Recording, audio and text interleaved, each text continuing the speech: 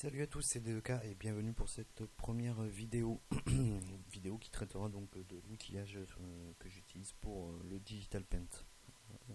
Vous êtes nombreux de poser la question, de savoir sur la tablette, sur logiciel et tout ça, donc on va essayer de répondre un peu à tout ça.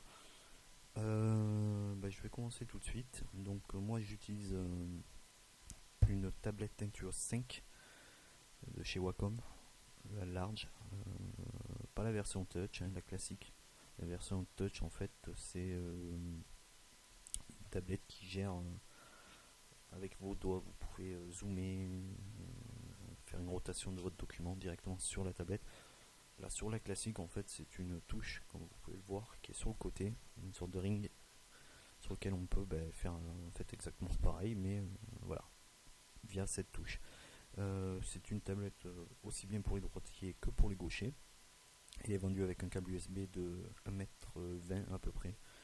Il y a la possibilité d'acheter un kit sans fil, moyennant 60€. Moi, le filaire me va très bien. Mais voilà, c'est possible. C'est sur le site Wacom, sur Amazon, on le trouve un peu partout. Avec la tablette, est vendue, oui, sur la tablette, il y a 8 touches programmables.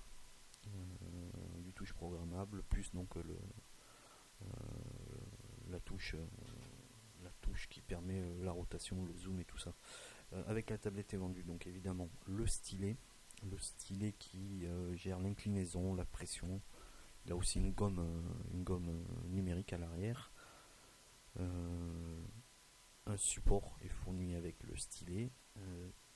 Dans le support est caché 10 embouts de rechange. Ça s'use pas très vite, 10 embouts pour le stylet évidemment. Ça s'use pas très vite, mais c'est vrai qu'une fois usé, ça a tendance à vite rayer la tablette. Voilà, je pense que là j'ai fait le tour. Oui, j'ai fait le tour de la tablette. Ah si, oui, à savoir qu'il est fourni avec un logiciel Wacom Desktop Center qui permet en fait de programmer toutes les touches programmables, le stylet, la gestion en fait, la pression, avoir une pression plus ou moins ferme, la sensibilité d'inclinaison et tout ça. En fait, on peut configurer pour chaque logiciel une sensibilité différente, une pression différente, tout ça. C'est une tablette qu'il faut savoir qui coûtait il y a 2 ans 500€. Aujourd'hui, je pense qu'on la trouve aux alentours, non, on la trouve aux alentours de 390 sur Amazon. Bon, pour commencer, je pense pas qu'il y a besoin de claquer 500€ dans une tablette. Moi, j'ai commencé avec une Genius Pen à 20€. Et elle faisait tout aussi bien. Bon, il n'y a pas la gestion de l'inclinaison, de la pression et tout ça, mais pour commencer, franchement, voilà, je conseille plus une tablette à 50-60€ qu'une tablette à 500€. À savoir que il y a plus cher que 500€, il y a la Cintiq 23, 22 qui dépasse les 2000€. Mais bon, pour ça, il faut faire du 100% numérique, ce qui n'est pas mon cas. Aussi, tiens, j'en profite pour dire que, et c'est souvent, voilà, ça revient souvent sur ma page, c'est pas le fait d'avoir une tablette et d'avoir Photoshop ce qui va faire que vous saurez dessiner. Moi j'ai commencé d'abord dans le traditionnel, avec un crayon et du papier, et j'ai appris à dessiner en école, entre parenthèses. Je pense, oui, voilà, je pense que pour commencer, déjà, voilà, attaquer avec du traditionnel et ensuite basculer sur digital. À savoir que dessiner sur tablette, surtout quand on n'a pas d'écran intégré dessus, ça demande un petit temps d'apprentissage. Autant sur le papier et crayon, on a le résultat qui est directement sous la mine. Là, le résultat s'affiche sur l'écran alors qu'on est en train de dessiner sur la tablette. Donc il y a un petit temps d'apprentissage, voilà, qui est nécessaire. Voilà pour la tablette. Pour ce qui est du logiciel, alors moi, je tourne sur Photoshop. Pourquoi? Parce que je suis bien dessus, mais oui, il y a plusieurs, il y a d'autres logiciels, Painters, Studio, Manga Studio, voilà, à différents prix chacun. Moi, la version CC, en fait, je la paye, j'ai un pack à 19€ par mois. Maintenant, Photoshop se permet en fait de louer en quelque sorte. On n'achète pas le logiciel, on loue le logiciel. Il y a différents packs avec soit uniquement Photoshop ou d'autres logiciels suite Adobe. Voilà, tout dépend du pack qu'on prend. Donc oui, je disais donc 19€. Ensuite avec tout ça, évidemment, une petite config PC qui tienne la route. Pas besoin d'avoir une machine de guerre. Hein. Oui, aussi d'ailleurs, je vais profiter pour répondre à la question de la carte graphique.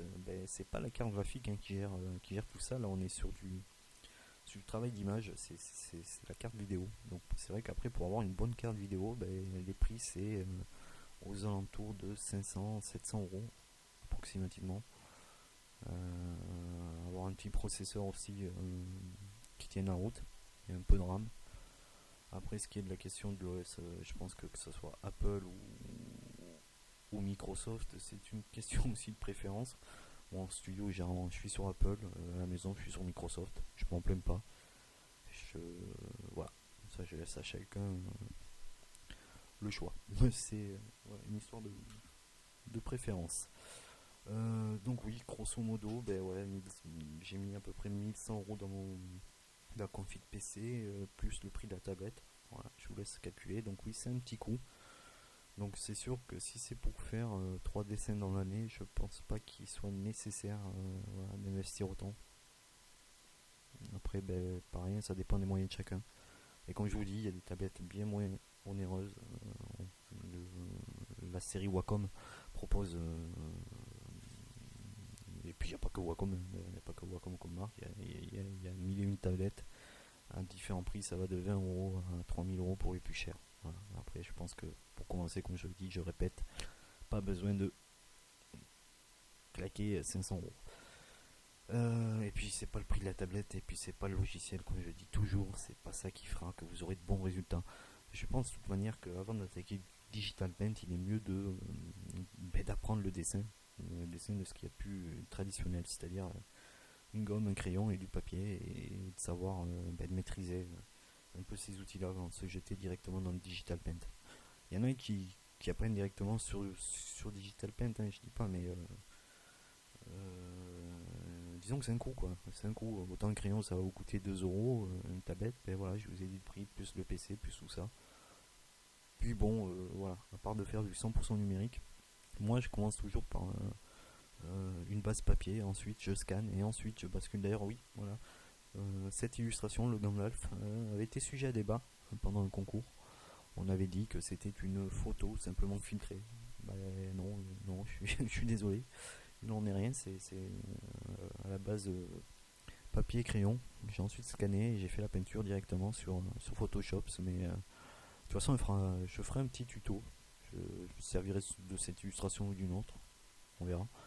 Dans lequel je montrerai tout mon process, les brushes, tout ça, parce que c'est des questions qui reviennent assez souvent sur ma page. D'ailleurs, oui, j'en profite pour remercier, vous remercier. On arrive bientôt à 5000. Je pensais pas arriver déjà pensé à passer les 1000. Voilà, on arrive à 5000. Je vous remercie, tout simplement, je vous remercie. C'est une grosse source de motivation. Je sais que je réponds pas toujours aux messages, mais c'est tout simplement impossible. Hein. Je passe une à 2 heures, pas tous les jours, mais j'essaye au plus souvent 2-3 fois par semaine de prendre tous les messages et d'y répondre, mais ça m'est difficile. Donc je profite de ces vidéos justement pour répondre à tout ça. À savoir que ceux qui préfèrent le traditionnel, vous inquiétez pas, une vidéo suivra sur mon outillage traditionnel. Les tutos, j'en parlais, je l'avais annoncé. Je pense que je sortirai un premier tuto courant mars ou fin mars. Le premier sera sur du Digital Paint, mais les secondes seront sur ou l'inverse. Peut-être le premier sera sur du traditionnel, le deuxième sur du Digital Paint, on verra. Voilà. Ça arrivera donc courant mars sur la chaîne YouTube. Donc voilà, cette vidéo fait officiellement le lancement de la chaîne. Je répondrai à toutes les questions, les commentaires. Je m'excuse d'avance pour le montage, je ferai mieux la prochaine fois. C'est ma première. Voilà. Donc j'attends vos réactions, vos questions, vos commentaires. Et puis il ne me reste plus qu'à vous remercier. Et en vous souhaitant un bon visionnage, j'espère que vous aurez été utile. Bye.